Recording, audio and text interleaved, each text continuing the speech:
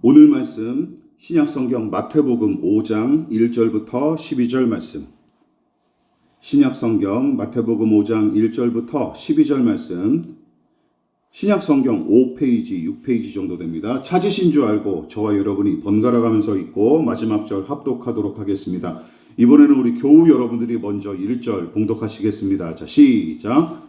예수께서 우리를 보시고 산에 올라가 앉으시니 제자들이 나아온지라. 입을 열어 가르쳐 이르시되 심령이 가난한 자는 복이 있나니 천국이 그들의 것이며 애통하는 자는 복이 있나니 그들이 위로를 받을 것이며 온유한 자는 복이 있나니 그들이 땅의 기업으로 받을 것이며 의에 줄이고 목마른 자는 복이 있나니 그들이 배부를 것이며 긍휼히 여기는 자는 복이 있나니 그들이 긍휼히 여김을 받을 것이며 마음이 청결한 자는 복이 있나니 그들이 하나님을 볼 것이며 화평케 하려는 자는 복이 있나니 그들이 하나님의 아들이라 일컬음을 받을 것이며 의를 위하여 박해를 받는 자는 복이 있나니 천국이 그들의 것임이라. 나로 말미암아 너희를 욕하고 박해하고 거짓으로 너희를 거슬러 모든 악한 말을 할 때에는 너희에게 복이 있나니 다 같이 기뻐하고 즐거워하라. 하늘에서 너희의 상이 큼이라. 너희 전에 있던 선지자들도 이같이 박해하였느니라. 아멘. 말씀의 제목을 우리 애통에 관한 말씀 마지막 시간입니다. 말씀의 제목을 우리 다 같이 한번 읽어보시겠습니다. 자, 시작. 애통한 자에게 임하는 하늘의 위로. 애통한 자에게 임하는 하늘의 위로라는 제목으로 하나님의 말씀 은혜 나누도록 하겠습니다. 자, 우리는 지난 설교를 통해 예수께서 눈물을 흘리며 슬퍼하셨던 이야기를 중심으로 애통의 복이 무엇이고 그것이 어떤 방식으로 구현되는지 살펴봤습니다. 자, 그렇다면 슬픔의 사람, 즉 죄인의 슬픔을 대신 담당하기 위해 오신 우리 구주 예수님은 당신께서 소유하신 그 애통의 복을 어떤 방식으로 나타내셨습니까? 지난 시간에 첫 번째 같이 한번 읽어보겠습니다. 우선 시작. 예수님은 나사로의 죽음을 슬퍼하고 우셨습니다. 그러나 그것은 개인적인 슬픔과 애통을 넘어 모든 죄인의 비참한 운명에 대한 애통과 슬픔이었습니다. 말씀드렸다시피 성경은 하나님과의 관계 단절을 영적인 죽음으로 규정했고 그로 인해 나타난 증상 중 하나가 바로 육체의 죽음임을 지적한다고 말씀드렸습니다. 그래서 예수님은 나사로의 죽음을 슬퍼하셨던 게 틀림없지만 개인적으로는 더불어 죄의 저주 아래 놓여 죽을 수밖에 없는 죄인의 비참한 운명을 생각하고 슬퍼하셨던 것이죠. 더불어 두 번째는 이것입니다. 같이 읽어볼게요. 시작. 예수님은 멸망당할 예루살렘과 유대 백성을 보고 슬퍼하며 우셨습니다. 이들은 대대로 불신앙과 불순종을 일삼았고 심지어 예수님마저 십자가에 못 박아 죽일 작자들이 아닙니까? 따라서 그들에게 임할 징계와 심판은 어찌 보면 당연한 수순인데도 오히려 예수님은 이 배은망덕한 이 백성마저 불쌍히 여기셨기 때문에 그들의 운명을 생각하며 눈물을 흘리셨던 것입니다. 마지막으로 예수님이 우셨던 장면 세 번째는 무엇입니까? 시작. 예수님은 십자가 죽음을 앞두고 심히 슬퍼하셨습니다. 자, 그런데 예수께서 당신의 처지를 생각하고 슬퍼하신 일은 이 일이 유일무이합니다. 무엇보다 십자가 처형은 인간의 육체에 가할 수 있는 극도의 고통을 안겨주기 위해 고안됐지만 사실상 주님이 겪은 가장 큰 고통은 어떤 고통이었다? 영적인 고통이었다라고 말씀을 드렸어요. 어떤 고통입니까? 그것은 이거예요. 모든 죄인의 죄와 저주를 대신 짊어지신 고통. 그래서 아버지와의 관계가 완전히 단절되고 그로 인해 버림을 받는 지옥의 고통. 이것이야말로 주께서 이 잔을 내게서 지나가게 하옵소서 하고 말씀하실 정도로 무서워하고 두려워하며 심히 슬퍼하셨던 고통이었습니다. 그래서 슬픔의 사람으로 오신 예수님을 닮은 신자는 어떻게 살아가게 될까요? 가난하고 가련한 자신과 타인을 보고 슬퍼할 뿐만 아니라 부조리가 판치는 이 세상 때문에도 슬퍼서 울 수 있는 사람들입니다. 또한 하나님을 의식하지 않고 살아가는 자신의 메마른 마음과 함께 은혜를 상실하여 딱딱하게 굳어진 자신의 마음 때문에 슬퍼하고 아파하고 또 울 수 있는 사람, 그 사람이 가장 예수를 닮은 사람이고 애통의 복을 이미 받은 믿음의 사람이라는 사실을 저와 여러분 염두에 두시기를 부탁을 드리겠습니다. 자, 그렇다고 제가 지난 설교에도 말씀드렸지만 오해는 하지 마십시오. 팔복의 이 두 번째 복인 애통은 우울한 감정에 빠지기 쉬운 예민한 성격이나 우울증 같은 기질 등을 가리키지 않습니다. 자, 그러니까 무슨 일을 만나든지 그저 감사하고 기뻐하라. 늘 긍정적으로 생각하라. 왜냐하면 그것이 큰 믿음이자 성령 충만한 신앙이고 개인의 소원은 그런 믿음을 통해 성취된다는 주장이 허무맹랑한 소리인 것처럼 무작정 슬퍼하고 우울감에 사로잡힌 삶이 훌륭한 신앙인 것처럼 생각해서도 안 돼요. 이런 두 극단은 우리가 지양해야 마땅합니다. 다만 어떤 것에 대해서 슬퍼해야 되는 거예요? 죄의 저주에 사로잡힌 자신의 가난함과 가련함을 슬퍼하고 징계와 심판을 자초한 죄인들의 참혹한 운명을 안타까워하면서 또한 아버지와의 단절을 심히 슬퍼하고 아파하셨던 예수님처럼 우리도 이런 것들에 관해 슬퍼하고 아파해야 마땅합니다. 자, 그렇다면 애통의 복은 이런 일들에 관한 아픔과 슬픔으로 그치고 마는 것일까요? 그래서 신자들은 일평생 우울증에 걸린 사람처럼 살아야 할까요? 다행히도 예수님은 애통의 복을 받은 그 사람은 위로를 받게 될 것입니다 하고 말씀하십니다. 바꿔 말해 예수님은 가난과 애통이 우리 신앙의 최종 목표나 결론은 아닙니다 하고 말씀하신 셈입니다. 믿으십니까? 그게 끝이 아니라는 거예요. 이 내용을 명심하십시오. 여러분, 기독신앙의 궁극적인 목표는 아픔과 슬픔과 죽음과 저주의 골고다 언덕이 아닙니다. 어디까지 나아가야 돼요? 골고다 언덕을 지나 부활의 환희로 가득한 빈 무덤까지 나아가는 것. 또한 부활하신 예수께서 올라가신 영원한 하나님 나라, 거기가 바로 기독신앙의 최종적 결론이자 궁극적 종착지인 것입니다. 믿으십니까? 우리는 이 사실을 놓치면 안 돼요. 그래서 예수님은 가난과 애통의 마음을 복스럽다, 복이 있다라고 말씀하셨지만 그게 전부인 것처럼 가르치지 않으시고 가난한 자와 애통한 자에게 허락된 하나님 나라와 완전한 위로를 약속하셨습니다. 자, 이쯤에서 한번 상상해 보십시오. 만일 자신의 가난한 처지를 깨닫고 애통한 마음으로 주저앉았는데 거기서 더 나아갈 데가 없다면 우리는 과연 어떠할까요? 우리 인생은. 그러니까 예수님의 생애에 대입해 보세요. 예수님의 생애가 골고다 십자가 처형대에서 완전히 마무리되고 종결되고 부활의 능력과 승천의 영광은 온데간데 없이 십자가 죽음을 끝으로 엔딩 크레딧이 올라간다면 예수님의 생애가 바울의 말처럼 기독신앙은 죄다 헛것에 불과하고 우리 믿는 사람들은 바보 천치 취급받을 수밖에 없습니다. 기억하십시오. 골고다 언덕과 빈 무덤, 십자가 죽음과 부활의 영광은 뗄래야 뗄 수 없고 어느 한쪽을 포기하는 순간부터 성립 자체가 불가능한 우리 신앙의 핵심인 것입니다. 그래서 함께 생각해야 되는 거예요. 팔복의 가르침도 마찬가지입니다. 마음의 가난과 애통한 마음은 그 자체로 이미 복스러운 것이지만 거기서 그치거나 멈추는 것은 올바른 신앙이 아니에요. 오히려 하나님 나라와 참된 위로를 맛볼 수 있는 최적의 상태, 또한 앞으로 완전한 하나님의 나라와 영원한 위로의 바다로 이끄는 마음, 그것이 바로 마음의 가난과 애통한 마음이라는 것이죠. 그래서 여기서 멈추면 안 되고 더 무언가가 있다라는 사실을 우리는 늘 염두에 둬야 할 것입니다. 자, 그렇다면 여기서 언급된 위로는 무엇을 의미할까요? 여러분, 매우 중요한 내용이 나아갑니다. 그러니까 잘 들어보시기 바랍니다. 국어사전은 위로를 따뜻한 말이나 행동으로 괴로움을 덜어주거나 슬픔을 달래줌으로 정의했습니다. 그런데 재미있는 것은 히라버 성경의 의미는 그보다 더 깊습니다. 자, 보실까요? 히라버 성경은 애통한 자에게 임하는 이 하늘의 위로를 파라칼레오로 기록했는데 그 단어는 원래 이런 뜻이 있어요. 가까이서 부르다, 초청하다 하는 뜻의 합성어로서 근처에 그리고 곁으로부터라는 뜻의 파라와 부르다, 초청하다는 뜻의 칼레오라는 말이 합쳐진 말이라고 하죠. 예, 제 머리에서 나온 건 아니에요. 제가 인용을 한 겁니다. 자, 그렇다면 여러분, 한 가지 의문.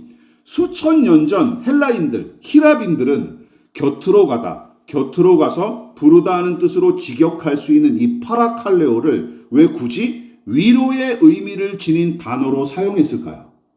희한하지 않습니까? 이거를 위로, 우리말로는 위로라고 번역했다라는 것이죠.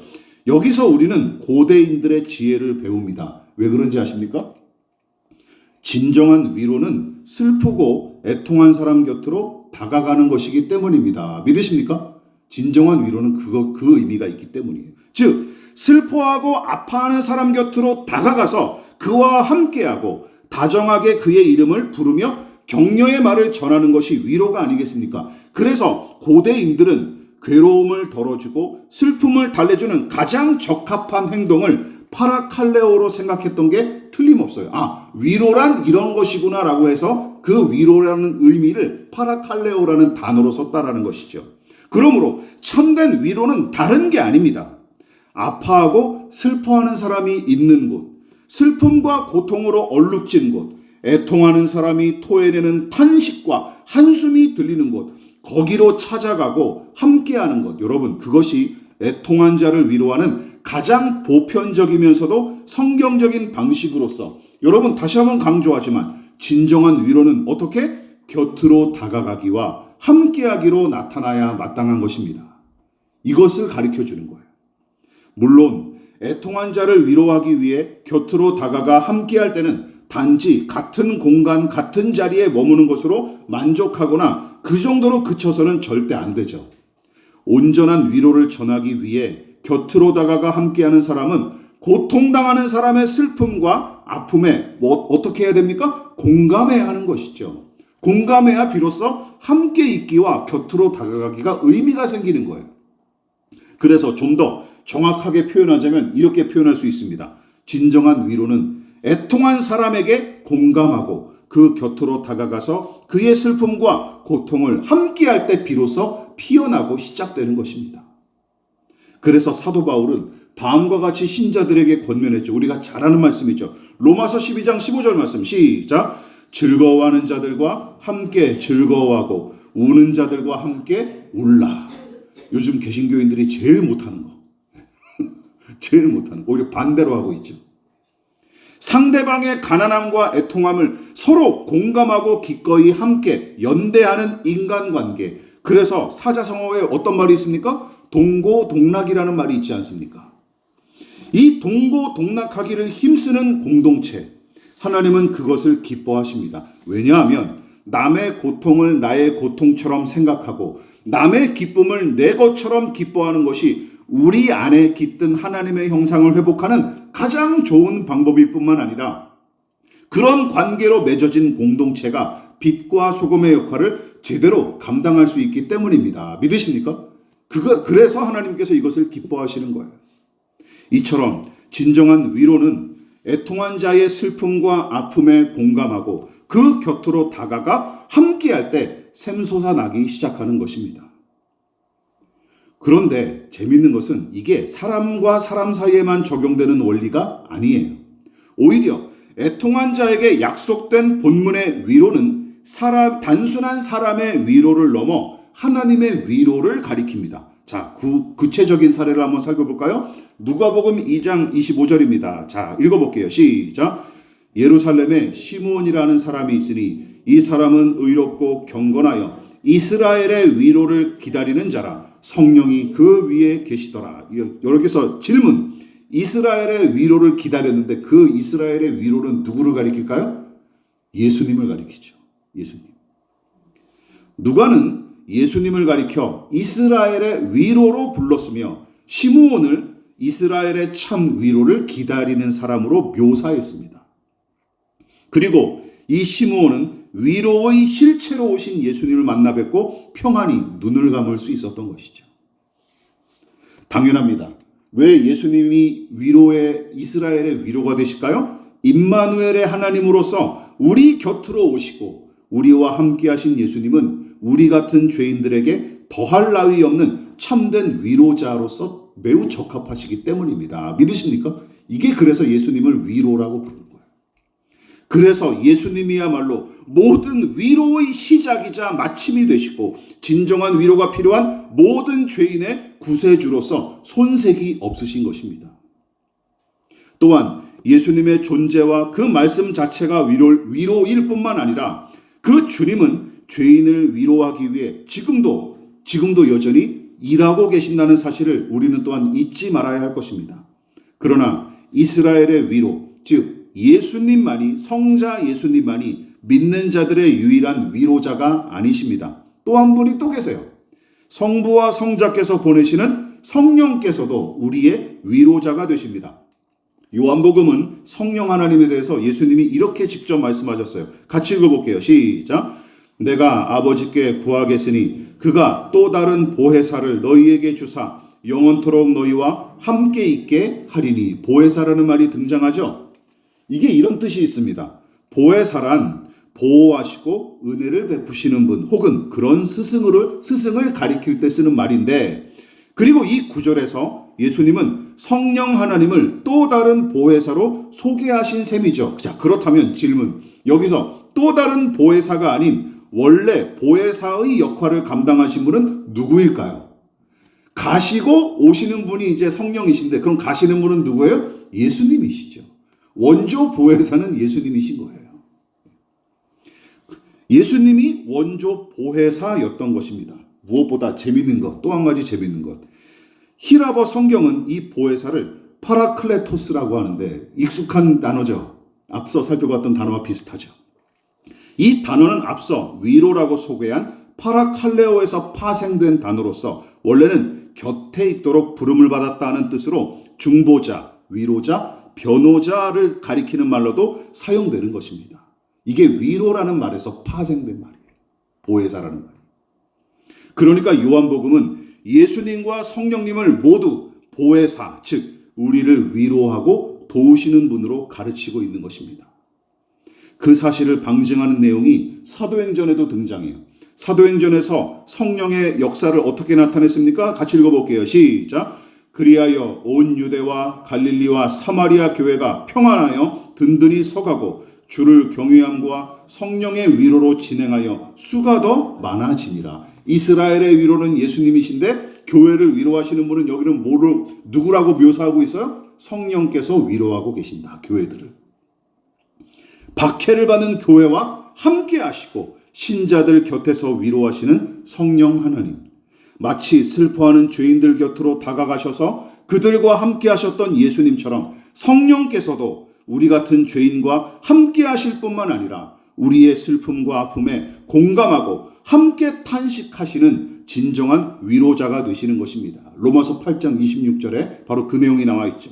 따라서 애통한 자의 진정한 위로, 오늘 이 구절의 진정한 위로는 누구를 가리킨다고도 볼 수 있는 거예요? 예수님 자신과 성령 하나님을 가리킨다고도 볼 수 있는 거예요.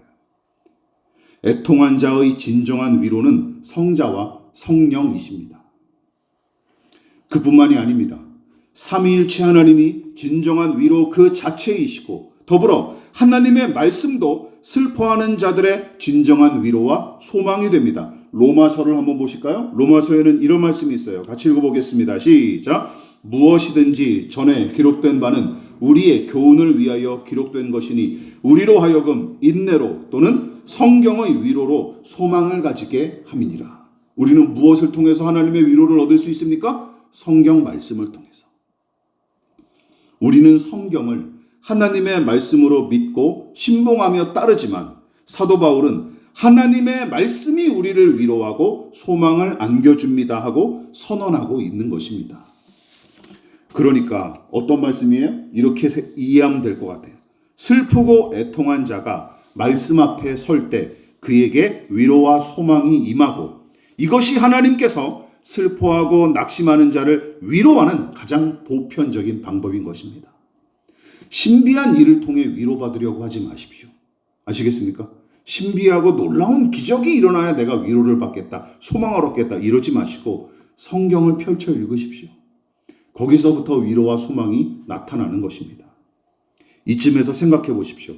하나님은 가난하고 애통한 자의 마음을 만족시키기 위해 돈다발이나 명품 가방을 보내지 않으십니다. 물론 어떤 사람은 나는 그래도 그게 더 좋다 하고 생각할 수 있겠지만 저도 물론 한편으로는 그런 마음들이 있습니다. 우리 교회 갑자기 몇 억짜리 돈다발이 갑자기 하늘에서 뚝 떨어졌으면 좋겠다라는 생각들을 왜 안 가지겠습니까? 하지만 실상 그러한 것들은 애통한 자의 상한 마음을 메꾸기에는 턱없이 부족할 따름입니다. 오히려 바닷물처럼 작용할 뿐이죠. 당연하지 않습니까? 부조리한 자신의 삶과 불의한 자신의 내면을 돈뭉치와 명품 등으로 잠시 가릴 수는 있을지언정 자신의 실체와 엄연한 현실의 문제는 그런 것으로 해결되지 않기 때문입니다. 술을 마시는 분들 혹시 계시는지 모르겠지만 술을 마시고 취하는 것은 고민과 고통을 잠시 잊기 위한 몸부림에 불과할 뿐 그것 때문에 문제가 해결되는 것은 아니지 않습니까?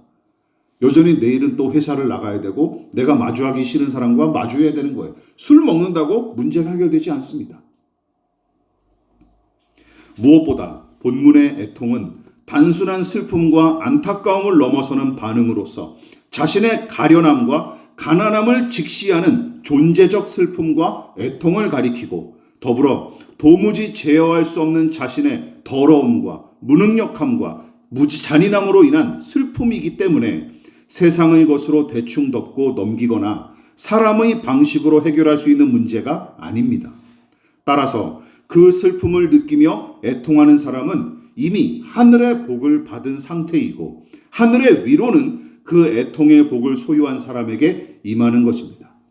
그러나 그것은 막연한 위로가 아닙니다.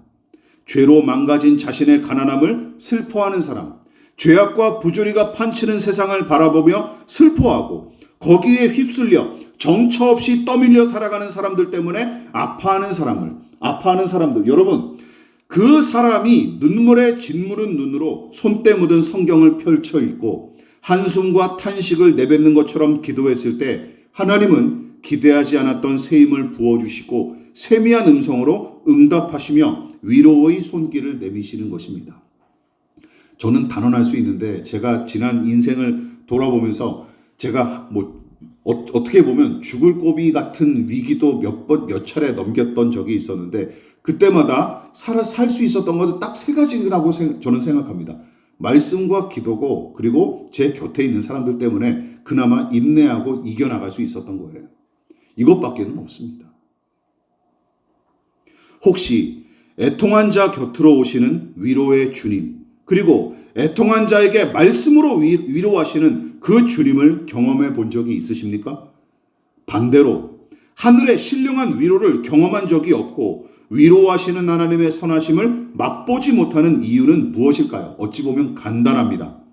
자신의 가난함과 가련함은 물론이고 그 참혹한 실체를 직시하지 못했거나 아예 그 사실 자체를 부정하면서 저 잘난 맛에 사는 사람은 자신과 타인을 향해 애통한 마음을 품을 수 없을 뿐더러 그 완고한 마음에는 하늘의 위로가 절대로 임할 수가 없습니다.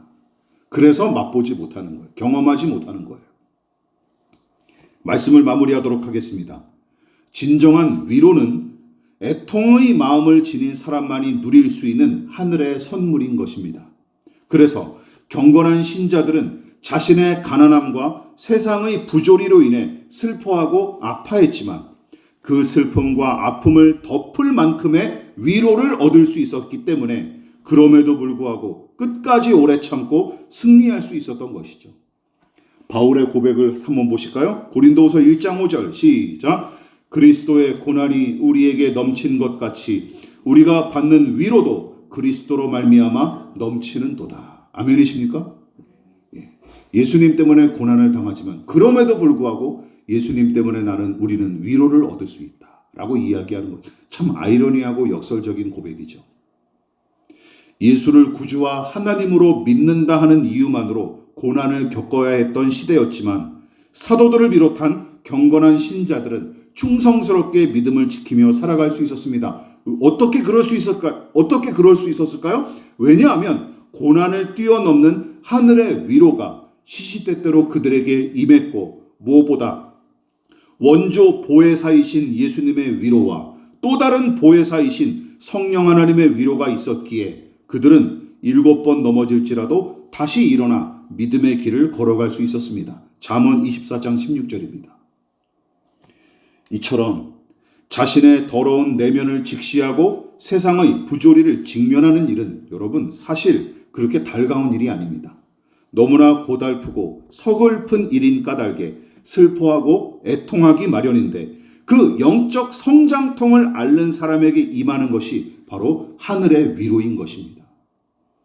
그리고 하나님 나라는 죄인인 자신과 타락한 세상으로 인해 슬퍼하고 우는 사람, 애통할 줄 아는 사람이 들어가는 나라임을 명심하십시다. 제가 임의로 만들어낸 말이 아닙니다. 하나님께서 사도 요한에게 계시하신 그 나라의 풍경이 앞서 언급한 이 말씀을 분명하게 방증합니다. 마지막으로 계시록 7장 17절 같이 읽어볼게요. 시작. 이는 보좌 가운데 계신 어린 양이 그들의 목자가 되사 생명수 샘으로 인도하시고 하나님께서 그들의 눈에서 모든 눈물을 씻어주실 것임이라.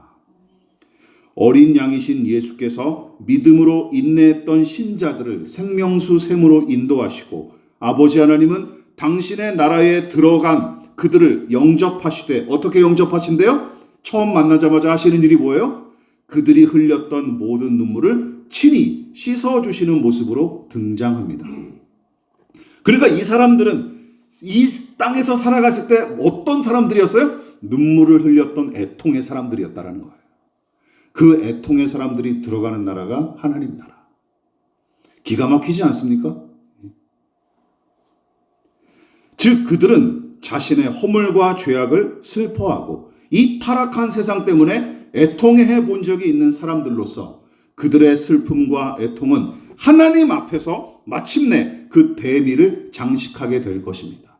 그리고 그 나라에서 다시는 눈물 흘리지 않게 될 것입니다. 하나님이 마지막으로 닦아주시고 그 이후로 완전한 하나님 나라에서의 삶은 눈물 없는 영생의 삶을 살아가게 시작한다는 것이죠. 그래서 이동원 목사는 팔복의 두 번째 복을 이런 식으로 표현했습니다. 자, 같이 한번 읽어볼까요? 시작.